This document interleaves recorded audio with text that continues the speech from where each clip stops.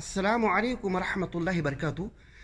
ان الحمد للہ نحمده ونستعینه ونستغفره ونصلی علی رسول الکریم اما بعد.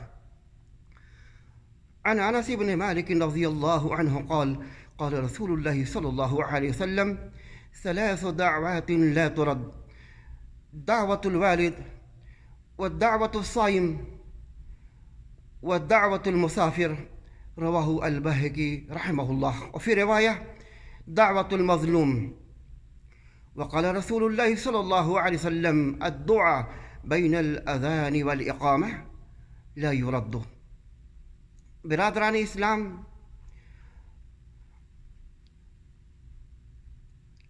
میں نے ایک حدیث پڑھی ہے بہقی کی. اس کے راوی انس بن مالک ہیں. وہ بیان کرتے ہیں کہ اللہ کے رسول نے فرمایا 3 لوگ کی دعائیں قبول ہوتی ہیں، واپس نہیں ہوتی ہیں، رد نہیں ہوتی. 3 لوگ کی دعائیں ہیں. انہی میں سے روزے دار کا بھی نام ہے کہ روزے دار حین یفطر، افطار کے وقت دعا کرے تو اس کی دعا قبول ہوتی ہے. آج کے موسم میں ہمارے روزے دار بھائی افطار کی وقت کھانے پینے میں اتنے مشغول ہو جاتے ہیں کہ نہیں انہیں معلوم کہ کون سی دعا پڑھنا ہے، اور دعا کی مقبولیت کی گھڑی ہے، ہمیں کون سی دعا کرنا ہے. یعنی اسے بھول جاتے ہیں، یا غفلت میں ہے، یا غافل ہیں، یا ان کو کوئی بتانے والا نہیں ہے.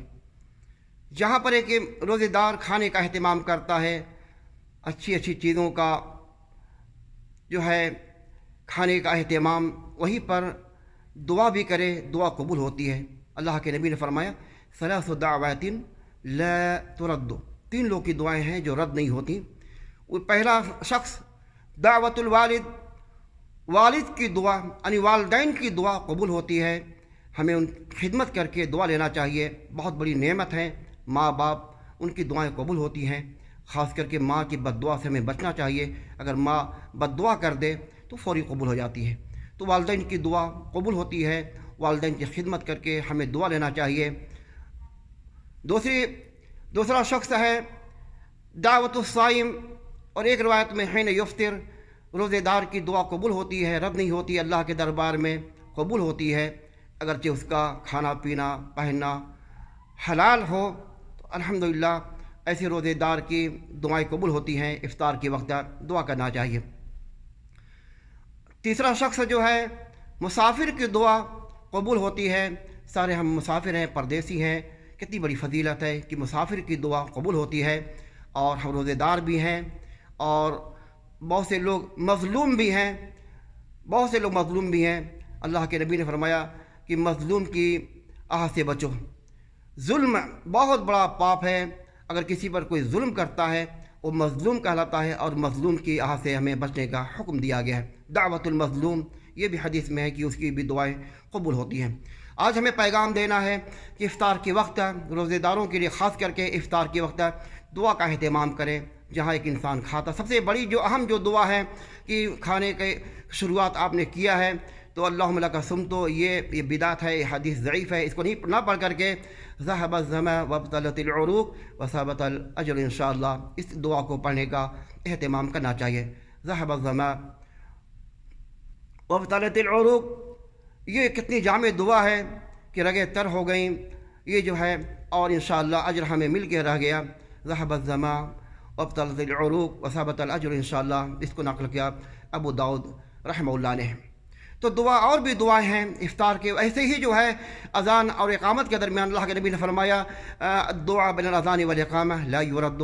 اذان اور اقامت کے درمیان دعائیں قبول ہوتی ہیں. کتنے یہ ٹائم ہوتا ہے 10 منٹ کا تو ہمیں دعا کرنا چاہیے. ہمیں حالات کے تعلق سے، صحت کے تعلق سے، بیماری سے بچاؤ کے تعلق سے، والدین کے لیے اگر نہیں ہے ان کے لیے دعا استغفار کا اہتمام کرنا چاہیے. ایسے ہی اپنے حالات، اپنی زندگی کے تعلق سے اور जितनी फितने फसाद हैं उसके दिफा के ताल्लुक़ से हमें दुआ करना चाहिए। तो दावतुल अस्साइम, मुसाफिर, ये रोज़ेदार की दुआ जब इफ्तार करने बैठता है तो उसकी दुआ कबूल होती है। हमें दुआ करना चाहिए। ये घड़ी बहुत अहम घड़ी है, बहुत अहम घड़ी है। बताना चाहिए जहाँ एक इंसान एक रोज़ेदार खाने का अहतमाम करता है वहीं पर दुआ कर ले अपने लिए, अपनी सेहत के लिए, अपनी औलाद के लिए, अपने ख़ानदान कबीले के लिए, पूरी दुनिया के मुसलमानों के लिए दुआ करे, फसाद से, फितने से अल्लाह हमें महफूज रखे। तो दावतुस्साइम, रोज़ेदार की दुआ कबूल होती है, ऐसी मुसाफिर की दुआ कबूल होती है, ऐसी मज़लूम की दुआ कबूल होती है, ऐसे ही वालिदैन की दुआएं कबूल होती हैं। हमें दुआ करना चाहिए। तो रमज़ान का महीना ये घड़ी है। रमज़ान का महीना बाबरकत महीना है जहाँ ये कफ़ारे, ये रोज़ा हमारे लिए कफ़ारा है। वही पर हम दुआ करके अपने हालात को बदल सकते हैं और और दुनिया वालों के हालात, मुसलमानों के हालात में तब्दीली ला सकते हैं। एक मुसलमान दुआ का अहतमाम करे, इफ्तार के वक्त ख़ास करके इफ्तार के वक्त दुआ करे। ये बहुत अहम तरीन घड़ी है। अल्लाह ताला हमें समझने की तौफीक अता फरमाए। नबी ने जो तालीम दी है दुआ के ताल्लुक़ से, और दुआ ही जो इबादत है। अल्लाह ताला फरमाता है, जब मेरे बंदे मुझसे सवाल करें, ऐ नबी आपसे सवाल करें तो कह दीजिए रब तेरा बहुत करीब है, रब की रहमत बहुत करीब है। वो दुआओं को सुनता भी है, कबूल भी करता है। और अल्लाह के अंदर वो देने की सलाहियत, अल्लाह देने का वो हक़ भी रखता है, देता भी है।